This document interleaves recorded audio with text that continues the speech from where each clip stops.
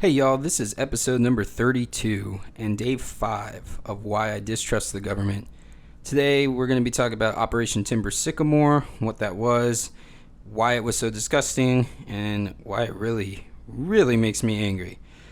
If you are in the Austin area, and you are looking to have your TV mounted on the wall, your sound system upgraded, or anything going on with your entertainment system, check out Bat City TV. Let them know the Sovereign Individual podcast sent you, and they'll hook it up with a discount. And thank you once again to Flavor Raid for creating the intro music you're about to hear. Their EP, All My Life, is available on Spotify and wherever you enjoy listening to music, so make sure to check that out and give them a like and a share. So I hope you enjoy that, and I hope you enjoy this episode.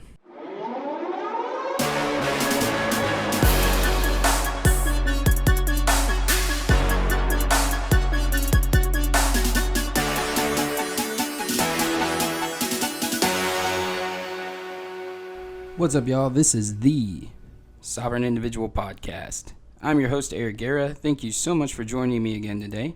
I really do appreciate you giving this a listen, and I hope you're enjoying what you're hearing so far. And if you are enjoying and liking what you're hearing so far, I would ask that you please subscribe, rate, and review the show, and share with anybody else that you think might be interested in these topics. So we are on day 4 of Why I Don't Trust the Government, the week-long series of 7 different atrocities that the United States government has committed that helps to lead me down the path to where I am today with what I believe, why I don't believe in the validity of the idea of the state and this entity existing.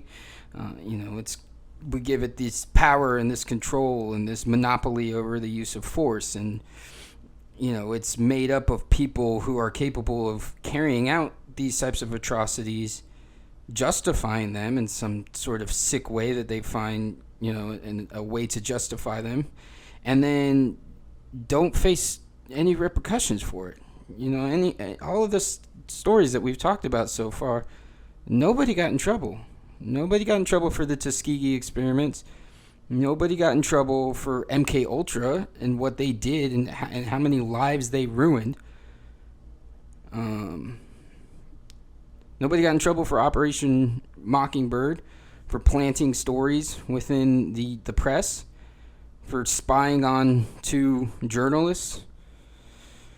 So it's just insane to me that we allow this to go on, and that we allow this entity to exist, and that we give it this kind of power and control, and then allow these types of individuals to wield that power and control. It's just nuts to me. Today we're going to be talking about Operation Timber Sycamore. Now, this will probably be a shorter episode because I'm going to try to just keep it more, just kind of the basics, more generalized, and not get too into the minutia and too weeded into the weeds on this, because there's so much here, and there's so much in, just in the United States foreign policy in regards to the Middle East, and how much that has been influenced by actions taken by the United States, both overtly and covertly, within the region. And so, again, I could get really weeded down, but there's individuals who have talked about this in far greater detail, and are much more suited to talk about this, much more knowledgeable than I am. And one of those that I'm thinking of, and that some people who listen may be aware of, is Scott Horton. He is an amazing knowledge when it comes to the Middle East and that region. I mean, that whole saying of he's forgotten more than 99% of the population will ever learn couldn't ring more true for Scott Horton. You listen to that guy speak, and it's incredible the amount of knowledge that he has about foreign policy within the Middle East, and how things have all played out, and how they intertwine, and how we've gotten to where we are, and different things like that. And it's fascinating, and he is a far better person to listen to when it comes to this. So I would highly suggest checking him out. I also hope to have him on the show one day. He's local here to Austin, so it should be kind of an easy thing to work out, and maybe we could dive into a little bit more of the detail on stuff like this.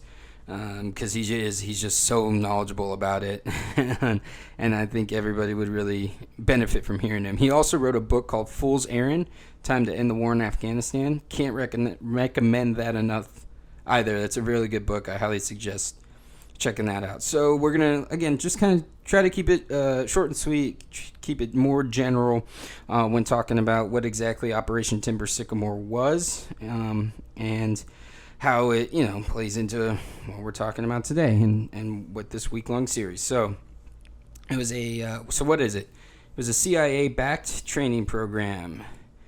The good old CIA, our good old friends at the CIA, sticking their noses into something else.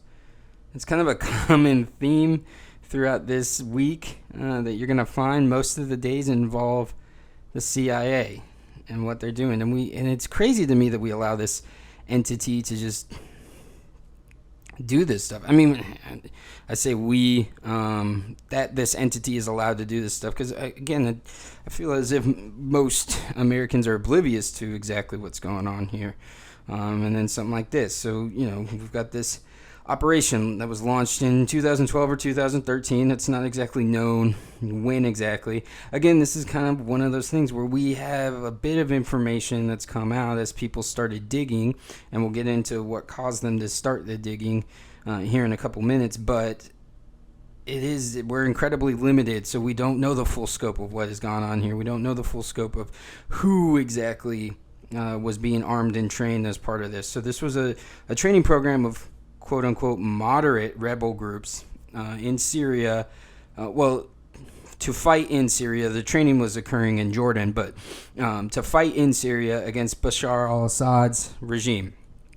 So you kind of had two opposing factions here, and kind of a proxy war was started.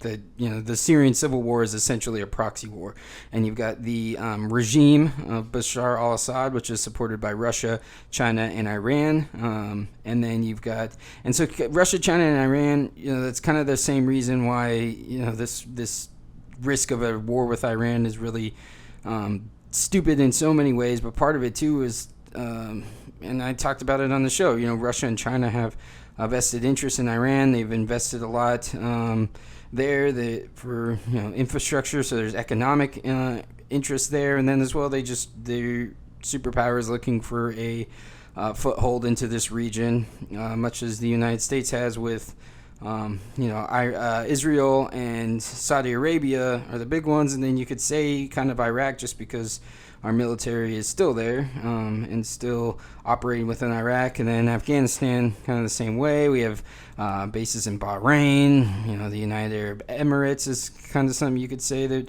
we have influence there. So it's just Jordan, obviously, as part of this.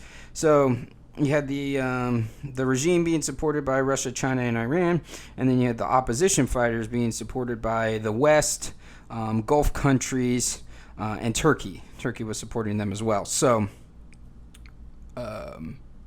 basically, this whole Timber Sycamore operation was lobbied on heavily by Saudi Arabia, shocking, King Abdullah II from Jordan, and Netanyahu from Israel. So, of course, because, why wouldn't we be fighting and doing things in the region at the behest of Israel and Saudi Arabia when it has no influence on America whatsoever, and is only adding to this horrible situation of creating an entirely unstable region, creating more terrorists. There's the blowback is a very real thing, especially with the way in which we've been conducting, especially the way in which the United States government has been conducting these endless wars and regime change wars in the Middle East, starting a civil war here in Syria that has caused, hundreds of thousands of deaths and millions of people to be displaced as refugees. All for what? For a regime change? Because we didn't like that Assad was buddy-buddy with Russia and China, and we can't have that. And so what do? We start a operation to train moderate rebel groups. And these moderate rebel groups are being trained by special forces in Jordan. And so one of the, and armed as well by the special forces, it started out with mostly small arms coming from Saudi Arabia to arm these groups. A lot of those arms also ended up in the hands of terrorist groups as well. We'll get into that a little bit more. But then along the way, the U.S. did start arming as well, sending weapons in as well. At the beginning, the United States was kind of just in charge of the training, but it transitioned to arming and training. Again, we don't know exactly when that transition occurred because we don't have a whole lot. We only have bits and pieces of information that's been able to have been, discovered or unearthed, I guess you could say. So part of the reason that this operation came to light is, one, it was unpopular among the military personnel that were participating. If you kind of remember there when this was going on, when this again 2012, 2013, during the Obama administration, and there was the inklings, one, that we were going to be getting involved in Syria, and the media was beating the drums for war. They were talking about Assad gassing his own people and conducting chemical weapons attacks on their own people, all of which have been proven to be false claims. Some of the attacks just straight up didn't happen at all. I went over the one in Duma where, it's been determined that the chlorine gas canisters were placed on the ground from the terrorist forces there. And again, it's just kind of, what makes the most sense. I go back to that when you're talking about what was being used. But again, the media is adept at beating the drums for war, and surprisingly so, they were kind of using a similar playbook as they used in Iraq, and it didn't work, thank God. But if you remember, too, at the time, there was talk among how unpopular the idea of fighting in Syria was, because U.S. forces did not want to be fighting alongside al-Qaeda forces. These were our sworn enemies, and that's who the United States would have been fighting alongside. That was who the United States was arming and training in a lot of ways. We don't know how directly, and it wasn't, so it was al-Nusra that was being armed and trained by... or al-Nusra that was participating and fighting alongside these quote-unquote moderate rebel groups the United States was training. It's unclear how much of the arms got into the hands of al-Nusra. It's unclear how many of the fighters that were trained by U.S. forces in Jordan turned into al-Nusra fighters and joined al-Nusra and started, became jihadis. It's unclear if we were directly training al-Nusra fighters as well. It's just not, again, we just don't know a lot of the facts. What we do know is in November of 2016, 3 Green Berets were killed in Jordan. They were coming back to the base, and one of the guards at the guard post opened fire on them for about 6 minutes, killed 3 of these Green Berets. A 4th was able to injure the shooter, and that was how the attack was stopped. Now, when it broke out, it kind of got swept under the rug, and because of the fact it was, people started asking questions, and that's kind of how this came to light. People were wondering, well, what were our Green Berets doing in Jordan? What was going on here? Why were they killed? What were they doing there? And so people kind of started digging, and that's how this operation was unearthed, and what was going on here. So, you had, again, it was spearheaded by Saudi Arabia. It was something that they wanted heavily, they were heavily involved in.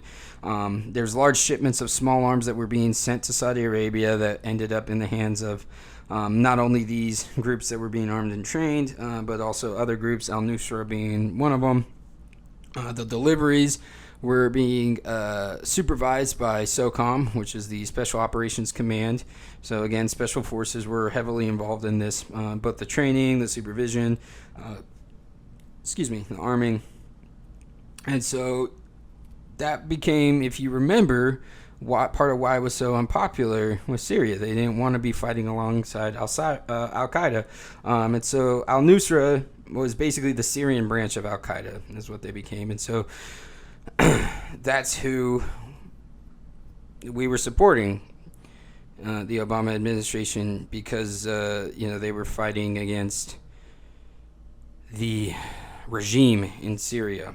And so, again, they're fighting alongside the U.S. trained forces. A lot of the fighters that were trained by Americans joined up with al-Nusra. Again, we don't know. We don't know if the American soldiers actually participated in training of al-Nusra themselves. But there's reports here and there, on the condition of an anonymity, of course, because you can't risk, we've seen what happens to whistleblowers. So, but there's been different individuals who were involved in this who were complaining, and they were saying that it was incredibly unpopular. The Operation Timber Sycamore was incredibly unpopular among the U.S. military personnel involved because they knew what was up. Basically, they were like, we're training the next group of jihadists. Basically, we're training the next terrorist organization. We haven't learned our lesson. We armed and trained bin Laden in the 80s, taught him how to draw a superpower into a never-ending war, and then lo and behold, what happens? He helps orchestrate an attack that draws a superpower, the United States, into a never-ending war. We aren't. It's insane what we do when it comes to this kind of stuff. And so that's what is really fascinating about this too, and what you weren't getting from the corporate media at the time, because Russia gets involved in 2015 and starts bombing the opposition forces, and it's presented as this, Russia's getting involved, Russia supports Assad, and Russia is, getting itself involved in the Syrian civil war. And the U.S., needs to respond in kind and all this kind of stuff. Well, why Russia got involved and started actively bombing the opposition forces is because of al-Nusra. Al-Nusra took over in a large amount of territory within Syria and kind of took over the opposition, and was running the show and calling the shots, and they were in control of a lot of territory. And this is Al-Qaeda. And that's something that wasn't talked about by the corporate media. That's something that wasn't talked about by the Obama administration, is that the reason Russia is bombing is because they're bombing Al-Qaeda, the sworn enemy of the United States, the group that attacked us on 9/11. Again, just, they know how to spin. They're adept at spinning these things and trying to get Americans in support of war. And Russia's the big bad again. They've got Russian bots invading everything, and they're sponsoring Tulsi Gabbard, and they are the reason Trump got elected, and all this stuff. And Trump is a Russian puppet, and regardless of the fact that he's put more NATO troops at Russian borders than Obama ever did, and we're not going to get deep into that. There's a whole lot that I could go off about. But what is interesting about this too is there's another thing that happened in around 2014, and that was a rise of this group. You may have heard of this group. You probably heard of this group. It's this group called ISIS. It's this group called ISIS, and lo and behold, there's a document from 2012 that talks about this. This is a declassified document. Much of it is redacted, but it's a declassified Department of Defense document, and it's talking about the situation that's going on. And let's just read a little bit about what they're saying the effects could be. So, development of the current events into proxy war with support. Again, this is 2012, so this is before everything went down. Development of current events into a proxy war. With support from Russia, China, and Iran, the regime is controlling the areas of influence along coastal territories, Tartus and Latakia, and is fiercely defending Homs, which is considered the primary transportation route in Syria.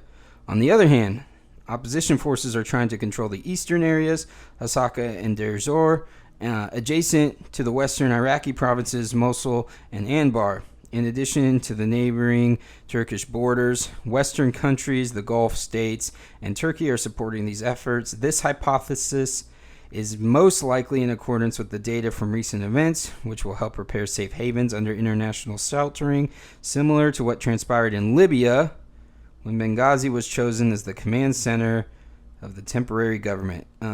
Really not a great thing to be basing our ideas off of, although at the time we didn't it wasn't clear that Libya was going to fall into open air slave markets, but that's where we are. So let's continue with this document and the effects on Iraq.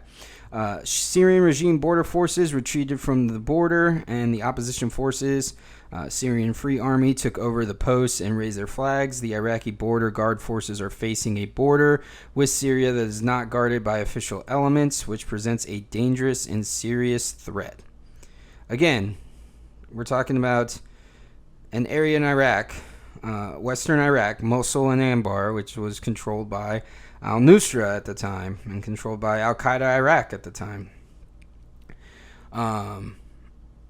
The opposition forces will try to use the Iraqi territory as a safe haven for its forces, taking advantage of the sympathy of the Iraqi border population, meanwhile trying to recruit fighters and train them on the Iraqi side, in addition to harboring refugees from Syria. If the situation unravels, there is the possibility of establishing a declared or undeclared Salafist principality in eastern Syria. So that's just kind of based off of Salafi beliefs, which is a kind of sector, or it's within the Sunni, portion of Islam. So it's Sunni. Salafist principality in eastern Syria, Hasaka and Deir Zor.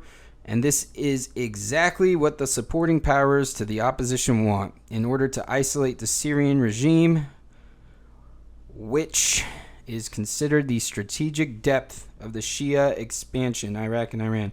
The deterioration of the situation has direct consequences on the Iraqi situation and are as follows. This is the important part. This is where it gets, all right, this is the big part. This creates the ideal atmosphere for Al-Qaeda Iraq to return to its old pockets in Mosul and Ramadi, and will provide a renewed momentum under the presumption of unifying the jihad among Sunni Iraq and Syria and the rest of the Sunnis in the Arab world against what it considers one enemy, the dissenters. Islamic State could also declare, this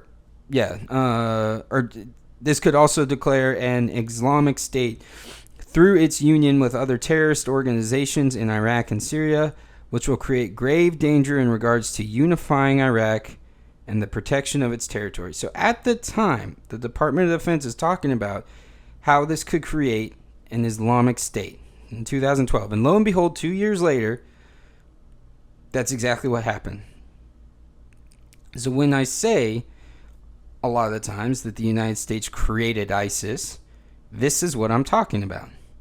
The Department of Defense had this document where they're saying there's a distinct possibility that this could happen. Russia was also telling us this could happen during the Arab Spring, that this was leaving this power vacuum that an Islamic State could fill, and as a result of al-Nusra and Al-Qaeda Iraq and these other jihadist Sunni forces banding together. And that's exactly what happened. So this is what I'm talking about when I say that the United States created ISIS. Knowing that this was a possibility and what was a likely outcome of where the opposition forces would go and what it would lead to, the United States still trained and armed moderate rebel forces to fight alongside al-Nusra.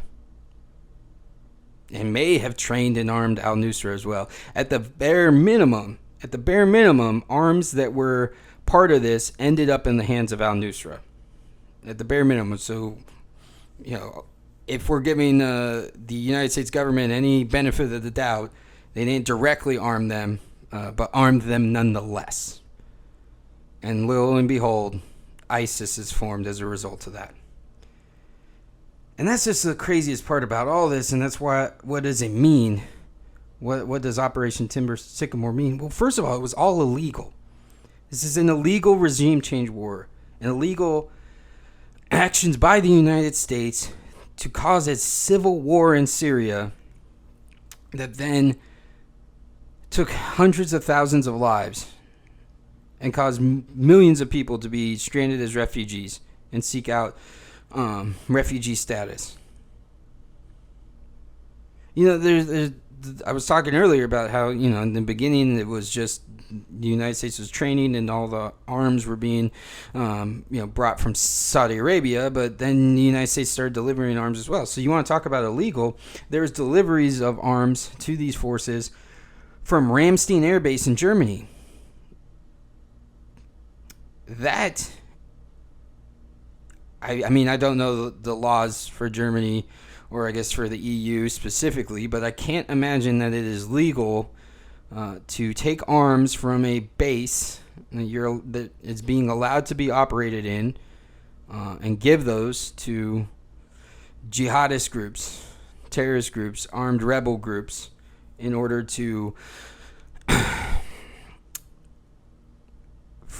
support a side in the civil war.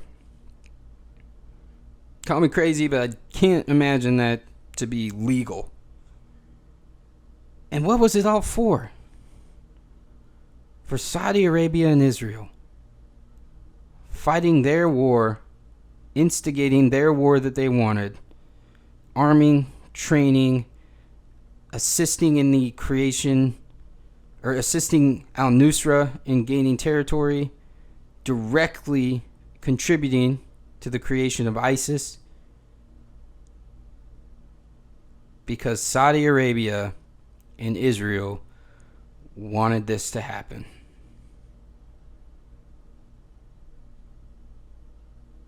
It's gross. It's very gross.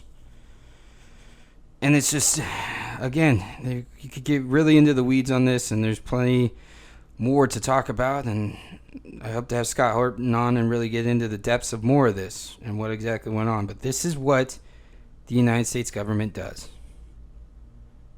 This is United States foreign policy in a nutshell. Sticking its nose where it doesn't belong, with no American interests being considered whatsoever. There's no reason for this to happen. I know that there have been black op missions off the books where the United States has moved ISIS soldiers around in this area to be able to fight the Syrian regime. Like that, I know for a fact.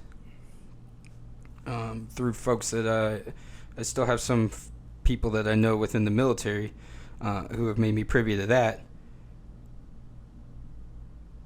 For what? For what? What are we doing? What the hell are we doing? What is the United States government doing? You're sending men and women to die. For what? For Saudi Arabia and Israel? Israel, a state entity that is conducting gross settlement expansions and violence against the people of Palestine. Saudi Arabia, that's committing a genocide against Yemen right now. Hundreds of thousands of people have died. Children are starving. They're eating leaves. This is who we're causing this for. We're instigating a civil war and arming a side of a civil war illegally, in which hundreds of thousands of people have died and millions have been placed in, have become refugees for those countries because it's what they wanted. I hope this makes you as angry as this does me. I hope so. because it's disgusting. And this is U.S. foreign policy. This is what the state is doing in the Middle East. And again, this is like I just talked about some of the atrocities that are being committed by other states in this region. And that's not to say that Syria is and Bashar al-Assad are innocent in this. They're not. That's not what I'm saying at all. What I'm saying is these actions taken by the United States at the behest of Saudi Arabia, who is conducting a genocide, and Israel, who is conducting violent expansion of their settlements at the moment. That is what the problem is. If Syria was going to go through this was their right to self-determine how this was going to go down. It was not the right of the United States to get involved, to arm the opposition, to help funnel weapons that ended up in the hands of al-Nusra and then in the arms of ISIS, helping in the direct creation of ISIS. So that's going to be it for this episode. Episode number 5 will be recorded. If not today, then I'll do 3 tomorrow on Sunday. I'm also going to be recording a conversation with an interesting person as well. So that'll be coming out. The next episode is going to be talking about 2 different things, just kind of combining them into one. It's going to be the bombing of Philadelphia by the police force, and then the CIA black sites in Chicago. So that'll be episode number or day number 5 of Why I Don't Trust the Government. So keep an eye out for that. Thanks once again for listening. You are a sovereign individual, and so are every single one of those individuals that died in the Syrian war, every single one of those refugees, those 3 Green Berets that were killed as part of this training mission that most didn't believe in, that we knew could lead and did lead to the creation of ISIS. Just remember that.